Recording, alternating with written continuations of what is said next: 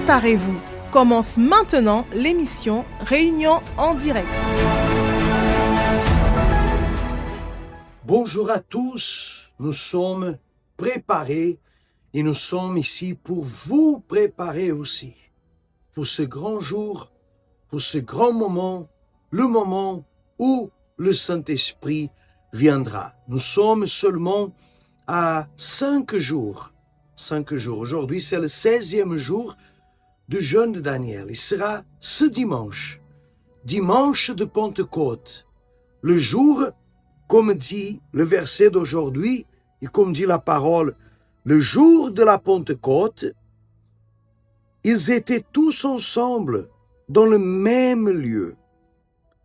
Tout à coup, il vint du ciel un bruit, comme d'un vent impétueux, et il remplit toute la maison où ils étaient assis. Alors vous remarquez que tous attendaient ce jour, tous étaient réunis, tous étaient ensemble. Et aujourd'hui, nous sommes ici, nous vous présentons ici le centre d'accueil, l'endroit où toutes les personnes dans le monde entier, elles vont être réunies pour pouvoir recevoir le Saint-Esprit ce dimanche. Mais bien sûr, à chaque jour qui passe, notre soif augmente, notre désir est plus grand. Et c'est pour cela que je voudrais vous inviter à prendre votre flacon et nous allons ensemble maintenant faire la prière et l'onction en faveur de tous. Prenez votre flacon.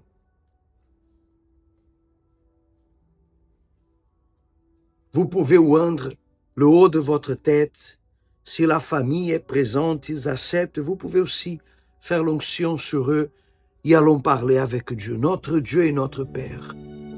Nous sommes ici aujourd'hui, le lundi qui est avant le jour de Pentecôte.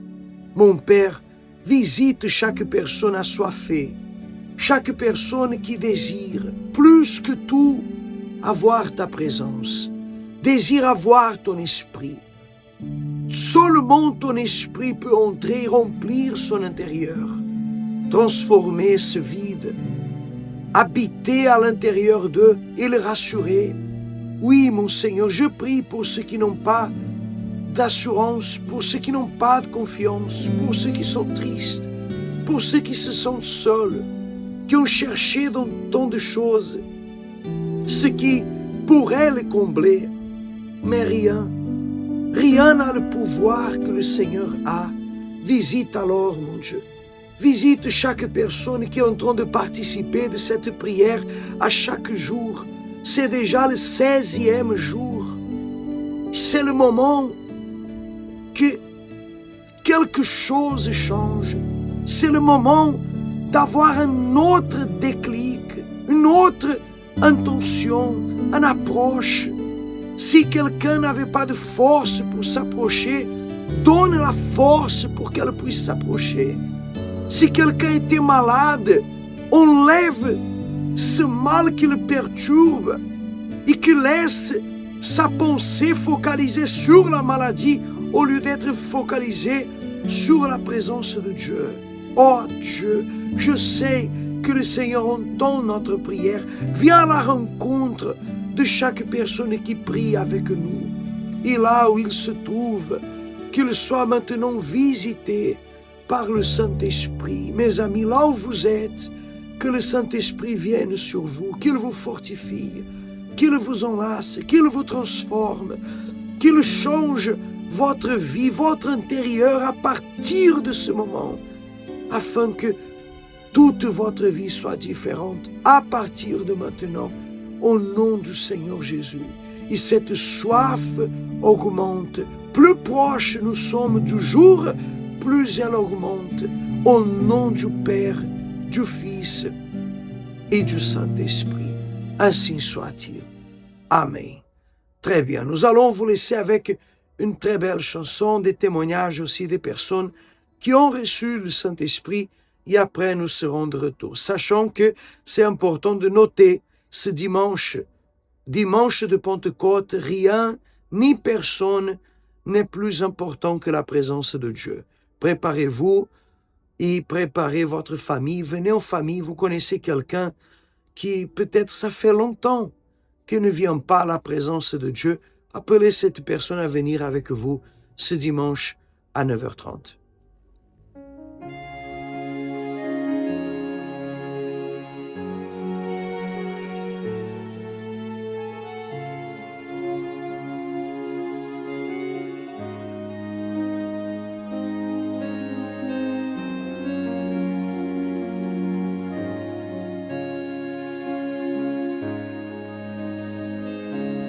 L'honneur de savoir que je suis ton fils. Toi qui es si grand et infini. Quand je pleure, tu es si près. C'est un plaisir d'avoir un tel Père éternel. Quelle chose précieuse de t'avoir en moi. C'est impossible à décrire. Je sais que quand je suis dans ta présence, grandit beaucoup plus d'espérance. De te contempler pour te dire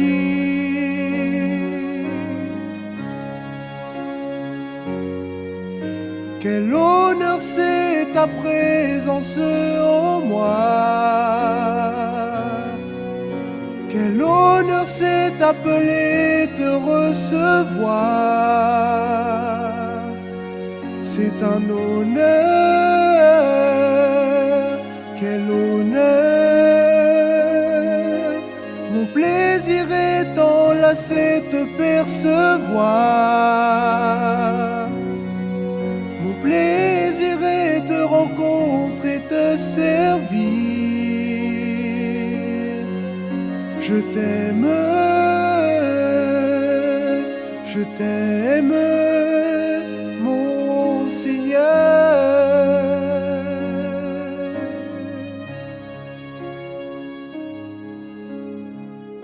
Quelle chose précieuse de t'avoir en moi. C'est impossible à décrire. Je sais que quand je suis dans ta présence, grandit beaucoup plus d'espérance. De te contempler pour te dire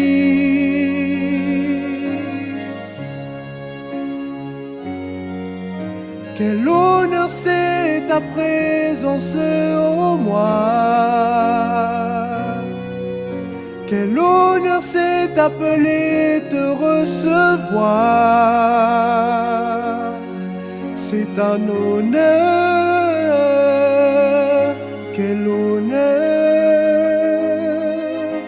Mon plaisir est enlacé te percevoir. Mon plaisir est te rencontrer, te servir. Je t'aime,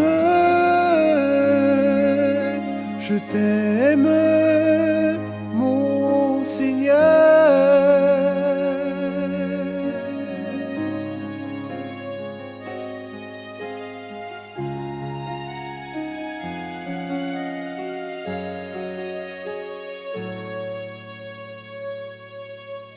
Je t'aime, mon Seigneur.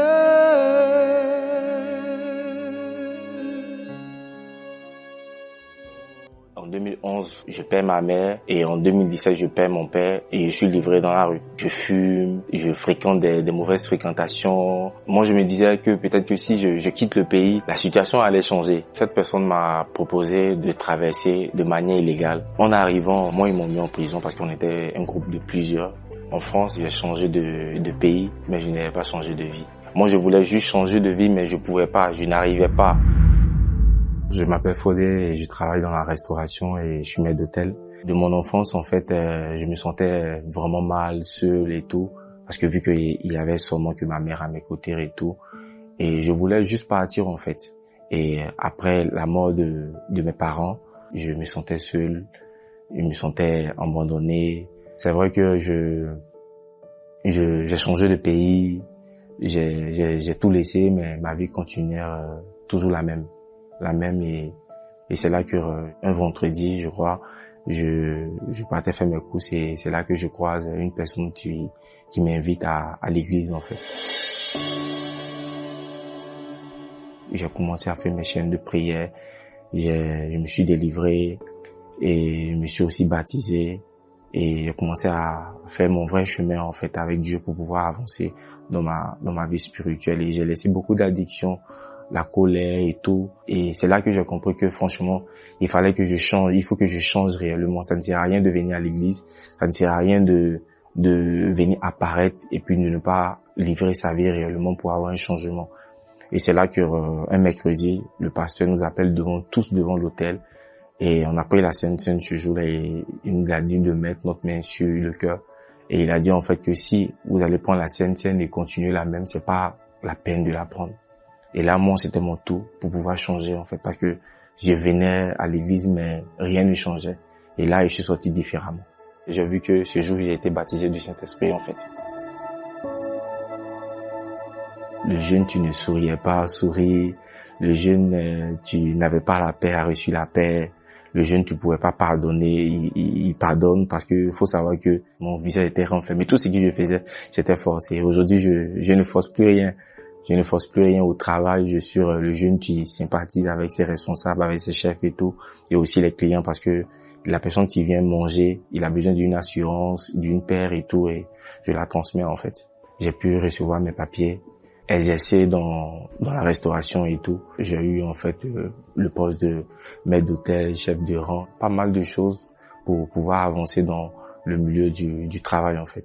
Et j'avançais dans ma vie, ça allait et tout, et je voulais juste avoir une voiture. Je voulais être à l'aise pour que je puisse travailler en fait. Et je me suis dit bon, il faut que je sacrifie. Je demande à Dieu en fait que il y a des blocages et tout ça. Donc il faut qu'il m'oriente, il faut qu'il m'aide en fait.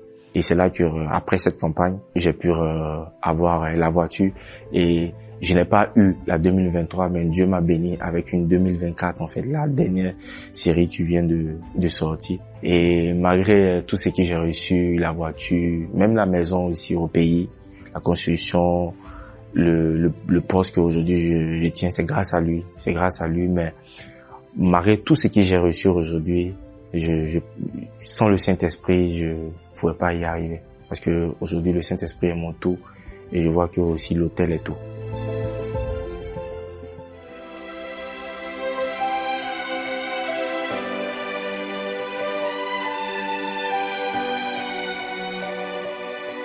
Et parce que Dieu ne faillit pas, vous avez remarqué tout à l'heure quand on vous a montré, toutes les personnes, elles vont se réunir dans cet endroit, ils vont invoquer à Dieu.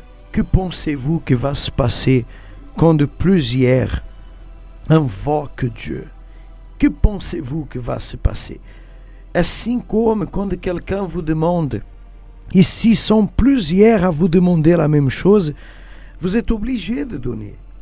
Ainsi se passe avec Dieu. Il a dit que si 2 ou 3 sont d'accord en demandant quelque chose, le Père les accordera. Et nous n'allons pas demander une chose quelconque.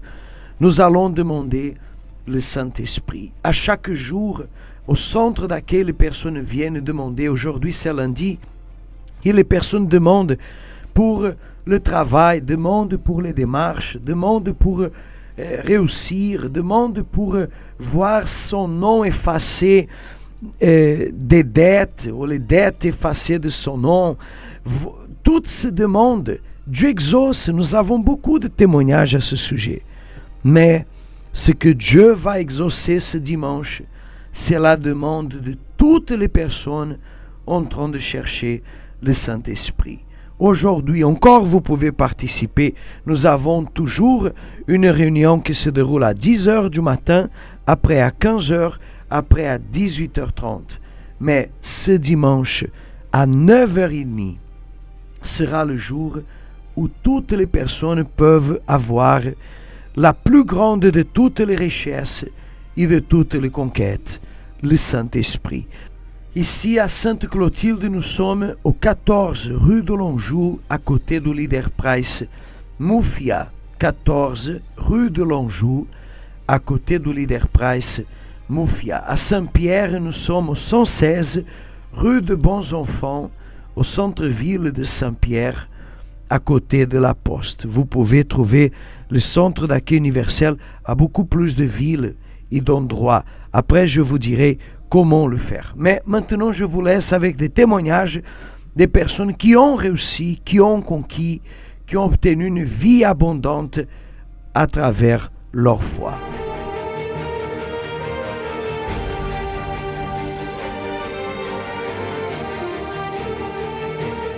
Bonjour, je m'appelle Sandrine. Et avant d'arriver au centre d'accueil universel, j'étais une jeune en fait qui était perdue. J'avais de la haine contre mon père. J'avais un gros besoin de me démontrer que j'avais besoin de personne et notamment aucun homme dans ma vie. Ce qui m'a conduit à tout simplement avoir besoin d'avoir une indépendance en fait, notamment financière, pour pouvoir démontrer que j'avais besoin de personne pour vivre. Et en fait, ce qui m'a amené à dès que j'avais travailler plus tôt, dès que j'avais de l'argent, à dépenser en fait, à dépenser pour faire des courses à la maison, à dépenser pour acheter des choses, des vêtements, des habits. J'avais constamment besoin d'acheter en fait, de vouloir à travers l'argent démontrer une autonomie, une indépendance. Et ce qui m'a conduit à avoir des impayés. En fait, j'avais constamment un décalage dans mes factures. Par exemple, j'étais dans une école qui était payante et donc je payais normalement tous les mois les frais de scolarité. Sauf que bien entendu, moi je laissais les choses en fait s'étaler. Et en fait, ça m'a conduit à surtout à être dans des situations catastrophiques où par exemple je pouvais pas assumer des choses basiques en fait parce que j'avais pas su gérer financièrement les frais que j'avais pas su gérer financièrement mes frais de scolarité, j'avais pas su gérer par exemple mon abonnement, les choses basiques, mais au final parce que j'avais constamment besoin de prouver que j'avais besoin de personne, alors je voulais demander de l'aide à personne, je voulais assumer mes responsabilités toute seule, mais je démontrais le contraire parce que de toute évidence je savais pas les assumer. Je voulais pas demander à ma famille de m'aider parce que tout simplement je savais qu'ils avaient leurs propres problèmes et aussi parce que je voulais pas entendre des remarques. Donc en fait, quand je suis arrivée au centre d'accueil et surtout quand j'ai commencé à faire les campagnes, ça a été surtout ça en fait, ça a été de sacrifier. J'ai déposé sur l'autel pour montrer à Dieu que je voulais pas dépendre d'une réussite professionnelle, je voulais dépendre de lui. Alors tout ce qui était important pour moi, ma famille qui était une priorité, parce que avant d'arriver à l'église, ma famille c'était mon tout. Donc j'ai sacrifié tout ce qui était comme des dieux en fait à l'intérieur de moi pour remettre sur l'autel de Dieu et que Dieu lui seul occupe la première place. Et c'est ce qui a permis surtout par rapport à ma vie financière parce qu'en fait, vu que je dépensais n'importe comment, je gérais mal mes finances, donc j'ai accumulé des dettes. Et alors ce qui s'est passé tout simplement, c'est que Dieu en fait a commencé à changer ma façon de gérer mes finances, commencer à mettre des priorités dans ma vie. Et c'est surtout ça en fait, c'est que j'ai commencé à mettre de l'ordre dans mes finances, j'ai commencé à savoir quelles étaient les priorités, à organiser mes finances, et ce qui m'a permis de rétablir en fait. J'ai réglé tous les frais de scolarité que j'avais. En fait, j'habitais dans un foyer de jeunes travailleurs parce qu'auparavant, j'avais déménagé de chez ma mère pour habiter dans un foyer de jeunes travailleurs, donc de nouvelles responsabilités. Mais là aussi, vu que je manquais de sagesse, j'ai eu des impayés, donc il a fallu, en fait, durant les différentes campagnes, apprendre encore et travailler sur ma gestion, m'humilier devant Dieu pour lui demander de l'aide et qu'il m'aide, en fait, à mettre des priorités, à être rigoureuse et disciplinée. Donc, gérer mes finances, payer tout mon loyer, ce qui m'a permis par la suite aussi de savoir mettre de côté et m'a permis récemment de déménager dans un nouvel appartement qui est rénové, qui est tout propre, tout nouveau et qui est très joli, qui est tout pour moi. Mais en fait, Dieu avait tout mis en norme, tout mis en place, en justement quand il a commencé à travailler en fait à l'intérieur de moi pour me permettre d'être une personne disciplinée. Gérer mes finances parce que déjà pour mon loyer, mais aussi par rapport à mon permis aussi, parce que à un moment donné j'avais aussi lâché parce que j'avais passé mon permis que j'avais raté, donc à un moment donné je me disais mais je comprends pas pourquoi je l'ai pas eu, je comprends pas, donc j'ai dû reprendre en fait mon code et en fait Dieu a été là pour me dire mais t'inquiète pas, en fait je suis avec toi. Donc au final chaque domaine de ma vie a été restauré, nouvel appart, mon CDI aussi. Quand j'ai eu mon diplôme, j'avais déjà un CDI. Après, par la suite, j'ai changé de travail parce que, bien entendu, vu que je savais pas gérer aussi, j'avais pris des décisions sur un coup de tête de démissionner sans forcément anticiper à l'avance d'avoir un autre travail. Donc pendant une période, j'avais plus de travail. Donc Dieu a travaillé en moi durant cette période pour m'apprendre à savoir prendre des décisions sages. Donc ça a été un travail aussi intérieur et ce qui m'a permis par la suite d'avoir un nouveau CDI, alors vraiment qui n'est pas comparable avec celui que j'avais auparavant, plus de responsabilités, qui est vraiment bien.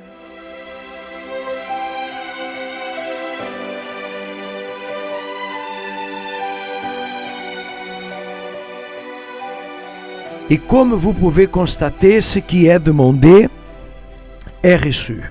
Alors, nous pouvons demander. Vous avez un besoin, vous avez un problème, vous êtes en train de traverser un moment difficile. Apprenez le pouvoir de demander, de parler à Dieu. Et certainement, quand on parle à Dieu, il nous exauce. Il nous entend et il nous exauce. Et c'est pour cette raison que ces personnes témoignent, prospèrent, sont délivrées, sont bénies.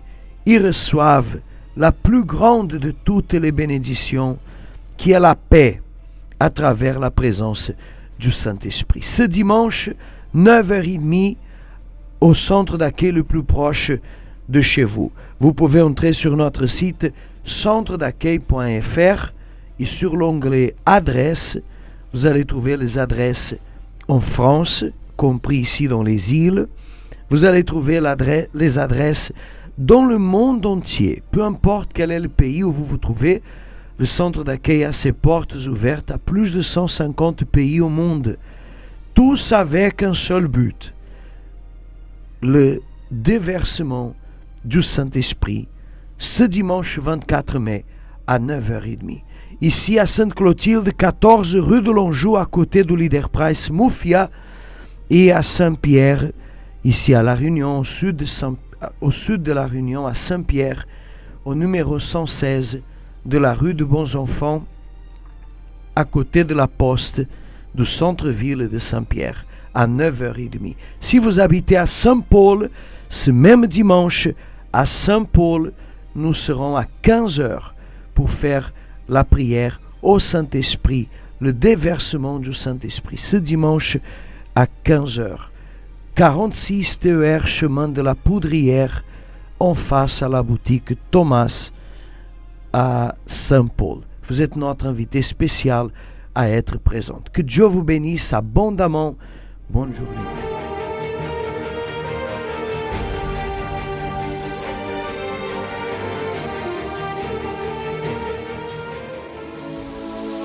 Les horaires de votre centre d'accueil universel à La Réunion, Sainte-Clotilde, 14 rue de l'Anjou, 97 490, Sainte-Clotilde, sont à 10h, 15h et 18h30. Le siège national du centre d'accueil universel est situé au 254 rue du Faubourg Saint-Martin, 75 010 Paris. Les horaires sont à 7h, 10h, midi, 15h et 19h30. Pour plus d'informations, contactez le 01 53 35 85 11.